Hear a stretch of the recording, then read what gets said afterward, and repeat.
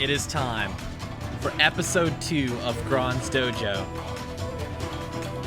Today we're going to be taking a look at No Major Glitch's Ribby Flies First Super Skip. We're going to do a tutorial kind of thing for that. Then there will be a version 1.15 Werner optimizations display and also a low percent Goopey Analysis featuring submissions from Mr. Butter, Assassin Narga, and Sky. So, without further ado, let's get this going. Let's see. So we'll go right here. Hello, everybody. Hey, Mr. Butter, welcome in. We're going to be going over the Ribby thing first for Sky, and then yours will be second today. It looks like I am getting a little bit of lag still, but I am recording the whole thing and we'll be uploading it to YouTube as well if that becomes an issue. So, let me go ahead and get this up here and get some tunes going.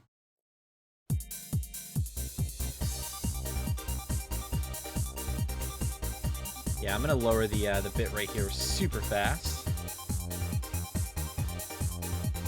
Let's see. Should be fine. See if that helps at all. Welcome in, Belial. All right, I think we got everything set up. Let's go ahead and get this on here. And let's start off. This is the submission from Sky. By the way, this is a great submission. I highly recommend watching the actual the video. I just have the audio muted, as I usually do with this thing. So, here's punches first. Sky goes for a nice punches first super skip here.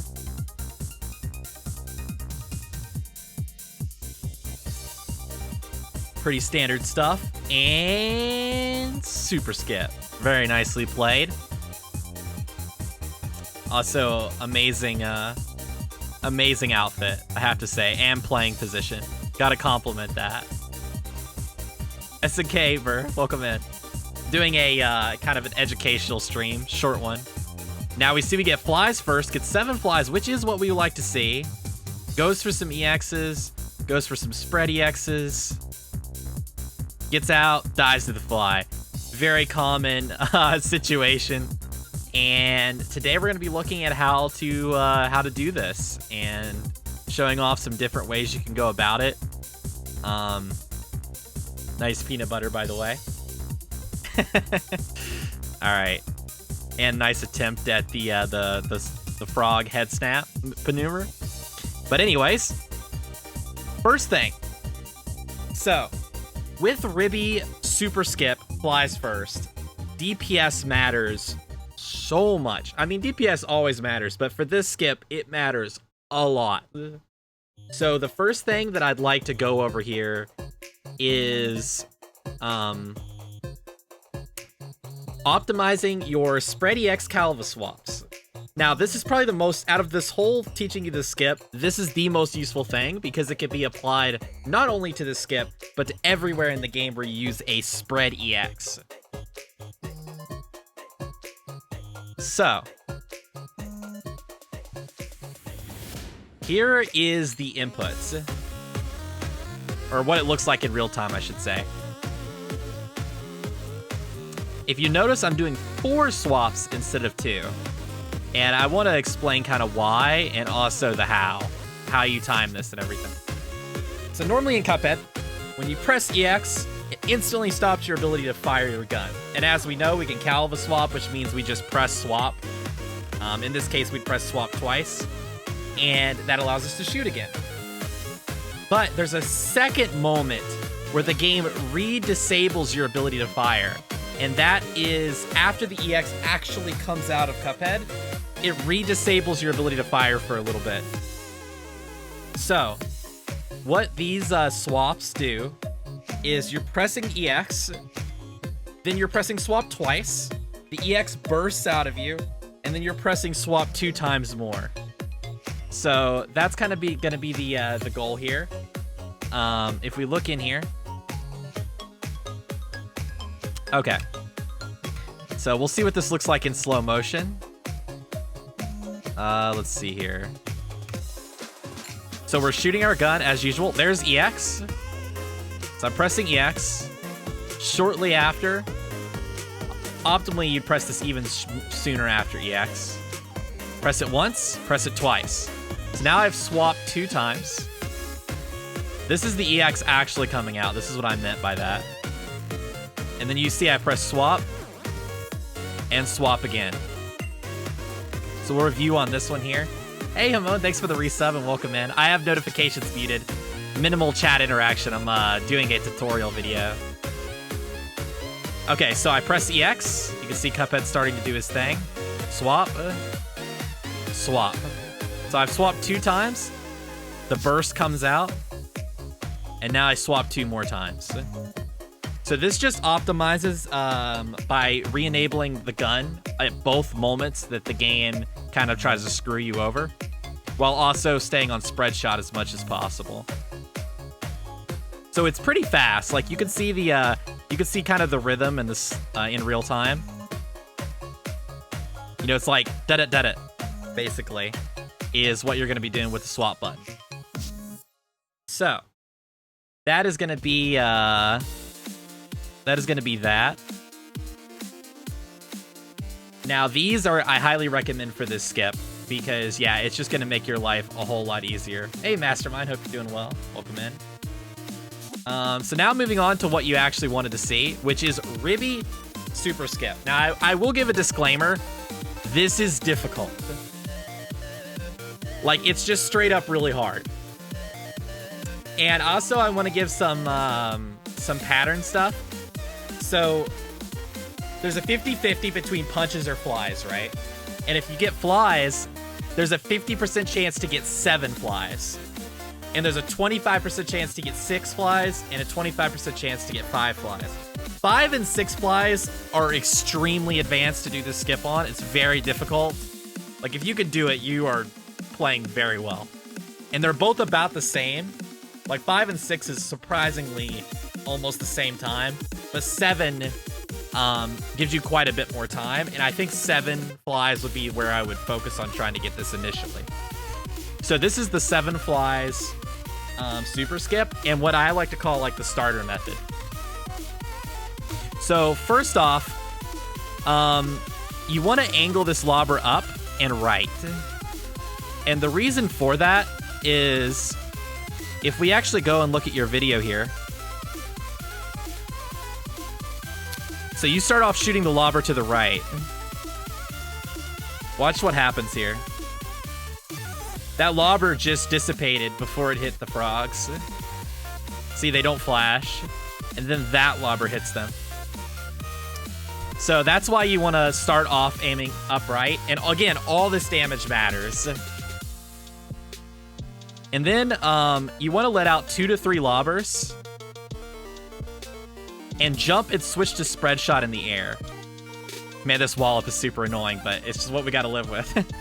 The reason you want to jump when you switch to spread shot is because your spread shot is fanning outwards.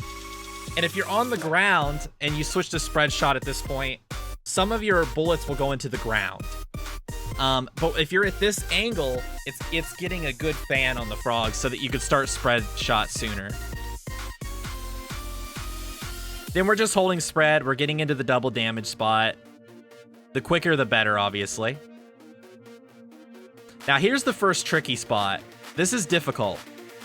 You want to, if you watch my inputs display down in the bottom right, what I do is when I want to kill flies, I hold the lock button so that I can kind of angle and take some out. You don't want to spend too much time killing flies, though. Like, you really need to make this fast and then get back into the down right position as quickly as possible.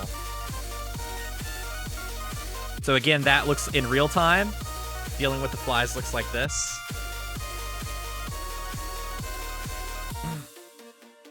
You can see I'm just turning for just a little bit. Now, that's a cool little technique you can do. This is tricky. But if you know the flies are coming in, you do have to do one lobber EX at some point here. I just do one lobber EX. You can do 1 or 2 lobber EX. I prefer 1. And you can see the explosion hits both frogs and kills these flies, so I didn't have to waste time turning around for them. Now, that's not necessary. As you'll see with this safer method, I have plenty of damage for 7 flies. So, this moment here, you want to just double damage until the frogs naturally hit you. So he just hit me like I wasn't moving. Once I get hit, I'm moving forward into the double damage spot. You can see Croak's foot's there, so I'm kind of inside both hitboxes here. I go for the spread EX with, again, those 4 swap Calavas. And I'm getting 2 off here. So I get hit once, I walk forward a little bit, I get 2 off, and then Cuphead gets hit again. You can see Cuphead just got hit right there. I just went down to 1 HP. So I'm getting 2 off before getting hit once.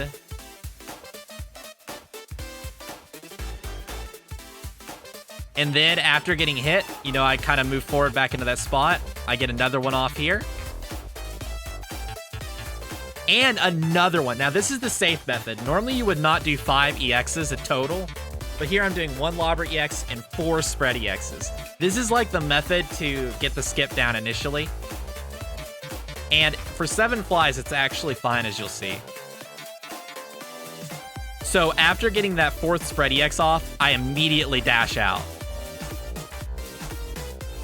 And you'll dash, kind of that punch will be in front of you, as long as the frogs are the ones that hit you and not the flies, or you didn't like bump into the frogs early for some reason. So then the other important part here is once the punches dissipate, you want to do the same technique of jumping, because again, you're getting a good fan on the frogs instead of just walking forward where some of your bullets will be angling into the ground. Now you want to get into this double damage position as soon as possible, because you actually do get some damage in before the skip is checked, as you can see here. Like, see, it's still not checked right here. Now it's checked for the skip. So that's why you want to get to that double damage spot ASAP, because you get more bullets in. But as you can see, like, I already had the skip here. So with this method, if you do it properly, like, that's how much breathing room there is. And I do some cheeky things here just to optimize my card generation. And I'm still able to get the 5 cards with 7 flies, even though I use an extra EX. So let's see that all in real time. I know that's a lot of info. And again, like I said, this is an advanced trick. So we're getting 3 lobbers off. We're jumping with spread. We're getting into double damage spot. We're trying to deal with these flies ASAP. Really trying to cut this tight. Lobber EX to blow up flies that we're closing in. 4 spread EXs and then dash out. Jump to get the fan again and get to the double damage spot. And there we go. You know, you could try to get as much cards as you want if you feel comfortable. This method is, I feel like, because you could see, I already had done enough damage at this point. Hey, Shimon, I hope you're doing well. Doing a bit of a tutorial. And yeah, you can see I had a room for error. Now, the one thing is it's actually quite difficult to use 5 EXs and then get back up to 5 cards. Which the reason 5 cards matters is, I know you haven't learned it yet, but once you learn the 1 cycle slots, you need 5 cards or like really close to 5 cards. So what people normally do, I'll load this video up, is they cut out one of those spread EXs. So you'll see it's very similar here. Try to deal with the flies quick. 1 lobber EX here. 1, 2 spread EXs. There's the 3rd spread EX. Now you can see it's tighter. Like, I did not do enough damage until this moment, which is right when it checked for it. So using that 1 less EX does make it more tight, but it is doable. And it guarantees that you'll have 5 cards for the slot. So this is the normal method most people use, like that me and Jason would use. Also, I wanted to show this because I wanted to catch a clip of me dealing with a fly. So see how this fly's in here? Like, this is similar to what happened in your clip, and you dashed out, and then the fly killed you. So I want to show you what I do with this fly. I actually kill him on the way out. So you could do that. If there's a fly that's going to be an obvious problem, you can deal with him before your escape. Because it's kind of difficult to deal with him if he's flying into you. You have to distance yourself a tiny bit more from the frogs, or else the fly will just come in and kill you. So yeah, we'll see that one more time in real time. I see Jason jump up for the spread EX. You don't need to. It's the same difference better. It's just, you know, like you could do it either way. I don't want a damage boost. How can I get super skip? You can play 115 Dakas. And where your Lobber EXs do damage. Also hope you're doing well. So yeah, that's what it looks like in real time. This is the standard method. Now, what if we get 6 flies? Same exact strategy as the one we just watched, but it's just tighter. Ideally, with 6 flies, you can only like turn away like twice really fast. That's all your breathing room basically. In those 3 spread EXs, you can see I kind of just barely get that, and then I get up to 5 cards. And then to step it up, we've got 5 flies.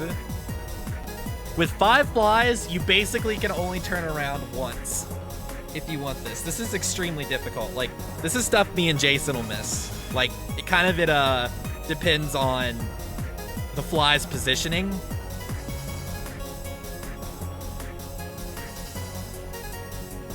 So there it is. This actually took me a while to get. I had to like figure out how to do this with NMG. So you'll notice I only turn around 1 time. And what's nice is some of the early flies were spit really far out. That's what really helps with this. So that's 1 turnaround. I go for the Lobber EX to have that explosion stall a little bit longer before the flies hit me. And then yeah, the rest is the same. Now I want to show this one last clip for this.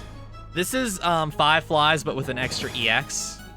The one issue with this is it does make it easier, but you won't have 5 cards for the slots, so you can't one-cycle slots, really.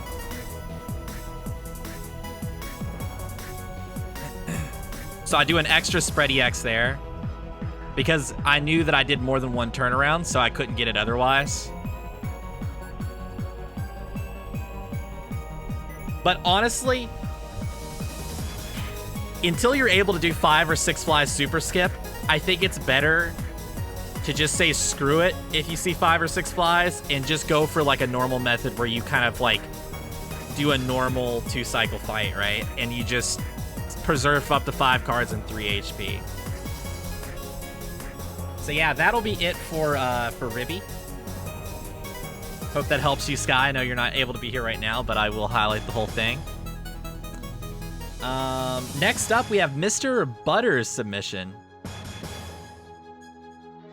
which is going to be about version 1.15 Werner Werman. So this is Mr. Butter's clip.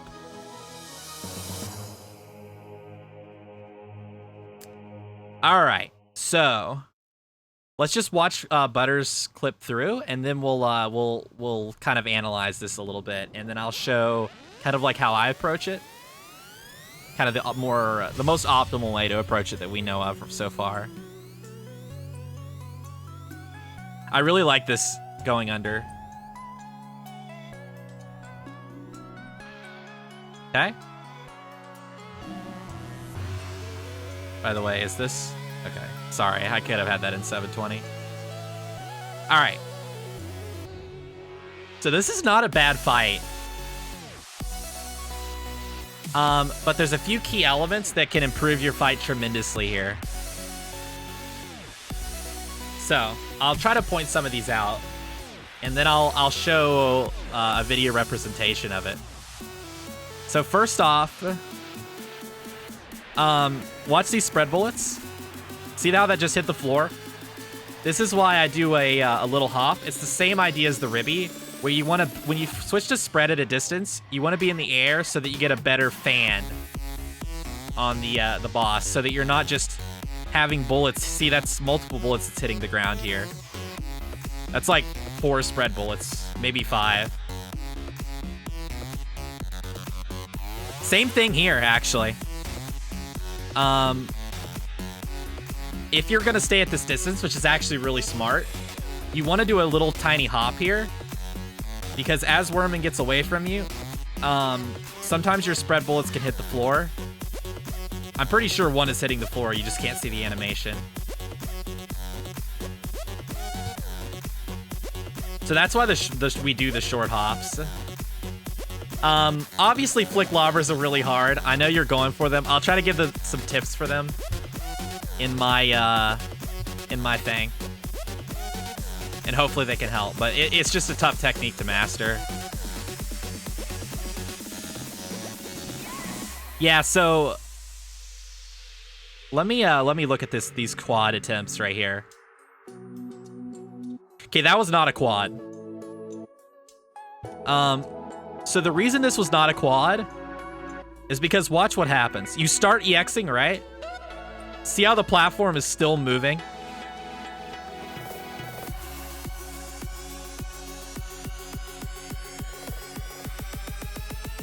So when the explosion happens, Werman actually moved into the lobber a little bit during this very tiny travel distance. You can see he's moving left to pixel still. So because he's still moving left, it means that it throws off the positioning for the quad, and it's only hitting, in this case, it would hit a single damage, I believe, or double. So you need the EX to go off when it's stationary. Same thing here. This is not a quad. For the second one, I'll show it in slow-mo. So watch what happens when you go for this. So right here, you go for it. See, he's already moved away from you several pixels. Like, he's like 6 pixels, 8 pixels out of the quad spot. Like, you need him to be stationary and rubbed up against that left side when you go for it for the quad to go off. So that probably hit as a double. Now these are all real quads, because as you can see, every time that you did it, the platform was stationary. And these 3 are the easiest to hit, because he does stay still here. So it makes it way easier to hit 3 quads. Really minor stuff too. Like, you don't have to hold down for that long. You kind of shot some bullets straight down. You can just tap down an A. So that way you start angling, shooting straight forward again. Also, little stuff. You want to move right here a little bit, because if you don't, this situation could happen where some bullets get wasted up. I'll show you a clip very next, Mr. Butter. Just wanted to show off these little things for your clip specifically. So I had to re-record a 40-second Werman because my 40-second Werman didn't have input display. But I managed to get one at a decent speed. So see this idea with the fanning? See how every bullet is hitting here? So I like to let out, and this is also a really subtle thing I want to point out. 1, 2, 3, 4. I jump, I let out the 5th lobber, and then I switch to spread. Now, I always do it the same way, and the reason is I want to make sure that my lobber has a pretty healthy cooldown left to go. Because when I go for flick lobbers, I try to keep it consistent with the timing. Like, I don't want to, like, you know, be halfway through a lobber cooldown and then go for a flick shot where I'm like walking away and wasting all that time. So I kind of want to like let the lobber out, this 5th lobber, and then switch to spread immediately after while I'm in the air here. Because see, when I go for this flick lobber, I know that my normal lobber is on like full cooldown. So as soon as I turn away, I switch to lobber. And I know that the cooldown's on full, so I can just run away from the boss. Now, this is a cool thing. I can't remember if you were using lock, but when I turn around, I always use lock. Because that keeps you from stepping closer back to the Werman and losing space. So I let one out, I let go of lock. And then I let one out and switch to spread. Now, generally, I always try to go for 2 flick lobbers. Just to keep it consistent, and I always try to, when I let the second one out, I make sure it comes out, and then I switch to spread shot right away. So again, the same principle, so that it's on full cooldown. Also, this is a really helpful thing with flick lobbers. If you see the little X button down here, when I turn away, I let go of shoot. When I switch to lobber here, I let go of shoot. I turn right, lock, and tap X. Then I let go again. This ensures that you don't fire a lobber away and waste it. And you just kind of like manually time it, basically.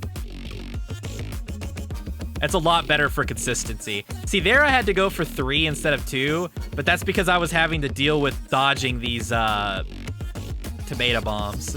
But see all these like little hops that I'm doing? When I'm getting distance? If you watch this fight over, you'll see I'm doing a lot of hops to keep the fan on my spread really good. When I'm not right next to him. When you're right next to him, you don't need to jump, obviously. Now, this is kind of the advanced method, is to do a few flick lobbers. Right when he's about to charge. This is like the most optimal method that I could come up with. So a few flick lobbers and then switch to spread. And then I chase through him with spread shot. And I'm going to show another method as well later on. Hey, Davkind. Thanks for the 1 bit. And this is a cheeky little optimization, is because you're safe in this corner, so I'm running to the corner. But once I'm past Werman, which I actually could have done it a little earlier, I actually switch to lobber here so that I can get completely in the corner. I turn, I shoot the lobber, and then I switch back to spread. So basically, I'm optimizing that little bit of movement where I'm facing away from Werman to rub up against this edge.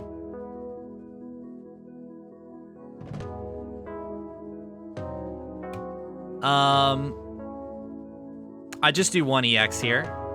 Just pretty standard. One thing is press swap and then EX. So that way you don't want a Calva swap here because you'll waste bullets just shooting them into the ground. So I literally just swap to lobber, down EX, and then I let 1 lobber out and switch back to spread. Because while the EX, while you're waiting for it to recover from the EX, it perfectly buffers the cooldown on a regular lobber.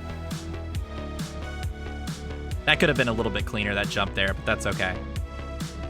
Also here, if you really want to, you know, I just want to point out all the optimizations, and you can take and pick like which ones you want to include. But I do a flick lobber here as well. Now, watch how I handle these quads. I'm waiting. And I do one right here. Because, now this is from experience. I just know that Werman can't move any more left. So I start doing it a little bit early. Because if you look, at this moment he's stationary when the EX comes out. See, he's perfectly stationary at this moment. And now this is hard. These extra 2 quads are very difficult. Another thing I do, let's see, let me see this.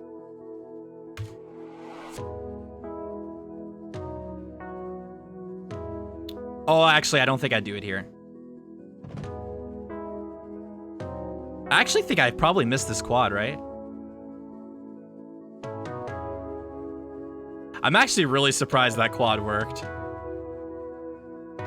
That was probably a bit lucky. Or maybe I was up against it. It kind of looks like he moves away from me a little bit, though. So there must be a really tiny range there. Oh, I think it's because he got triggered. Yeah, this was actually a slightly bad quad. But I think it's because the first part of the explosion triggered him to move back towards me, and then it made it work in a very weird way. But this first one was for sure good. Yeah, now this is a cool optimization as well. I want to point this out. So I actually just do I switch to lobber, I do the down right EX, and I stay on lobber. I walk forward so that it lets a lobber out while I'm getting in position, and then I go for another one. So it's like the whole no swap thing. And I'm just making sure to hold right and let a lobber out on each one here. And then, yeah, just getting more into the middle. Spread EXs, you know, doing the force swap thing if you're into that. And there we go. So that's a lot to take in. A lot of information on this fight. So let's see it in real time now. So again, I'm trying for 2 flick lobbers, but if I have to dodge, sometimes I'm going for 3. Right when he's about to charge, I do 3 flick shots. 1 flick shot in the corner. And then just trying to keep my spread bullets from hitting the floor at all as well. Flick shot lobber here. Waiting until he's in a better position to go for the quads. Getting those regular lobbers off in between the quads when I can. And there we go. And had an HP to spare. That's a 40-second fight. So that is really crazy. Like, there's a lot going on there, and it takes a while to get to this point. But hopefully just you could take this apart and take piece by piece of it and start adding it in, and it should hopefully help you out. Now, I want to show another method here. I want to show 2 other clips here. I'm not going to be as analytical, but yeah, I wanted to show some like other RNG and stuff like that. See there, I went for 3 lobbers because I was forced out to be able to dodge. So here I do this method, which I actually do it kind of poorly. So this is more like what you did, right? I wanted to show that this is viable because it's super safe on HP. But yeah, you notice when my EXs go off, he's stationary, and that's really key here. And you're rubbed up against this. Those were 2 quads. And the rest is the same.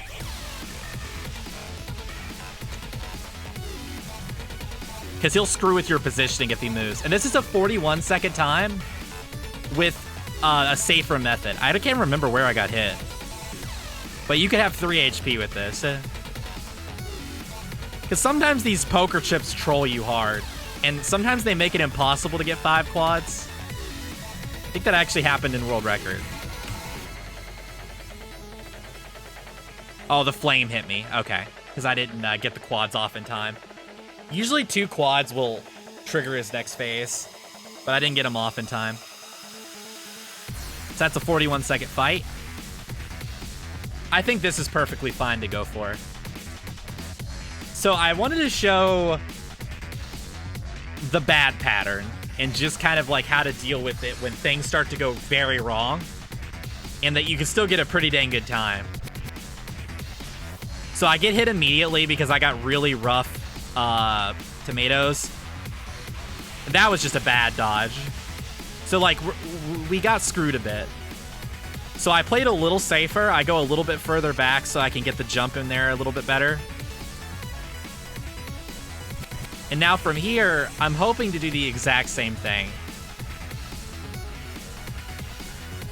So I know if I get 2 off, he's guaranteed transition. 2 quads, 100% gonna transition because that phase 1 pattern took longer. Because he didn't do the charge move, he gave me the catapult and the tomato bombs. God dang it, Dakas. So I know his health has got to be low, and if I get 2 quads, I know it's going to interrupt his flame, it's going to interrupt the poker chips, it's going to get rid of everything.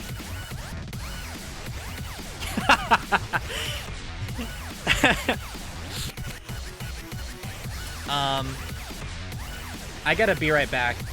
1 second, guys. Let's see here. Gotta knock on the door. I'll let this video play over, the optimal one, while I'm gone.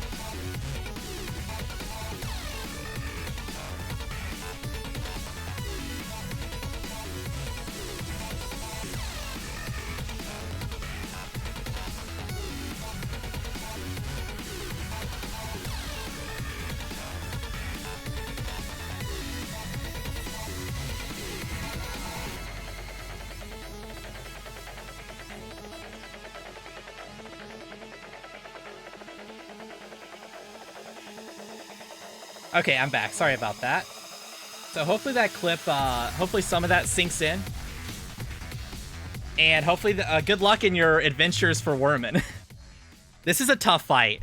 But I'm positive if you try to apply some of this, you can get down to like a 40 like 3 without needing to like mega optimize it. Like basically if you hit all 5 quads, that alone is like huge. But I will say it's very hard. You have to get a very good feel when he's moving left and right on how to land them. Yeah, 45 is really solid. But I'm sure this should hopefully help you knock a couple more seconds off. So next up, we've got a submission here from Narga that says, I'd like a short tutorial on tracking Goopey. All phases with pea shooters, because I'm really struggling with it at the moment. So we unfortunately don't have a clip here of Narga, but I wanted to just kind of show this video and explain like the thought process. Now this isn't me, this is Wolf, but Wolf is better at low percent than me, so why not use him? Okay, so let's see it one time in real time. And then we can kind of make some like notes of what his thought process is, like what he's doing here. There's a specific trick he's repeating that is extremely useful. It's even used in other categories, like pea shooter spread or lobber spread as well. The gravestone is probably the trickiest.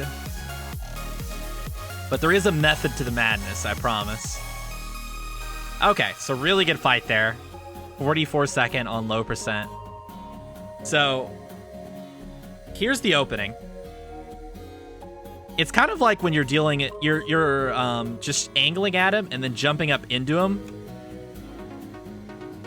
You're gonna miss some bullets. It's just the nature of Goopey. So he's jumping up with him and then kind of angling around. So that's pretty tricky to do it that optimally like he did. But now here's like the main method, is every time Goopey jumps, you want to angle diagonally up towards him and chase after him. Here, you want to pretend like you have spread shot and just jump with him when he's going to jump over you out of a corner.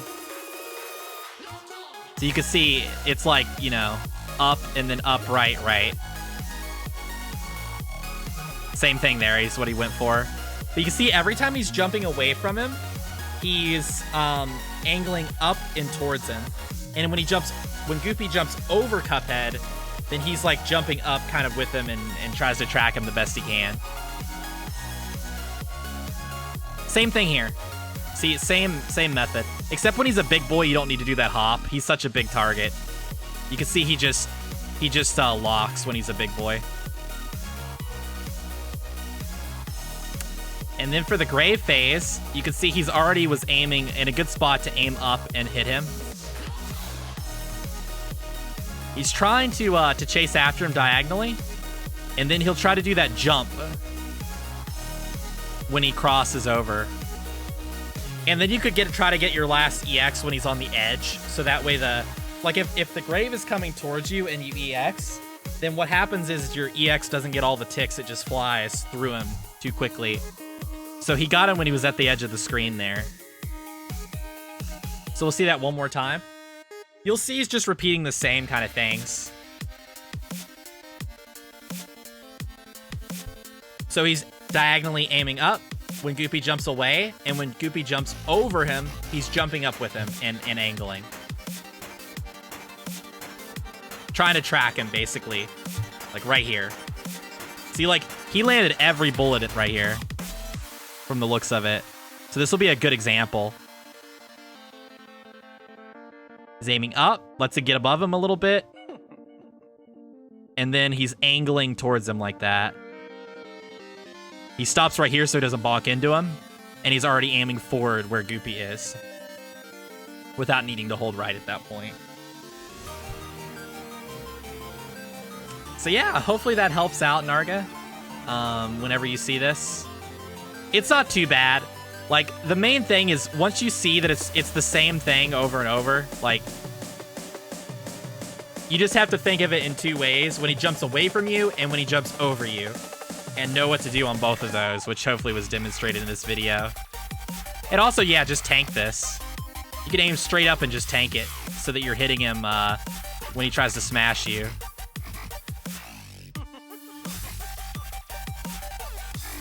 But yeah, that'll pretty much be it for the dojo. I just wanted to get this out here because I kept delaying it. So I hope this helps everybody. I'm gonna get this uploaded as episode 2. For episode 3, we have in store some more messenger gameplay. And if anyone is watching and wants to submit their own stuff, feel free to join my Discord. I have a thing called Grond's Dojo Submissions, specifically for this. So yeah,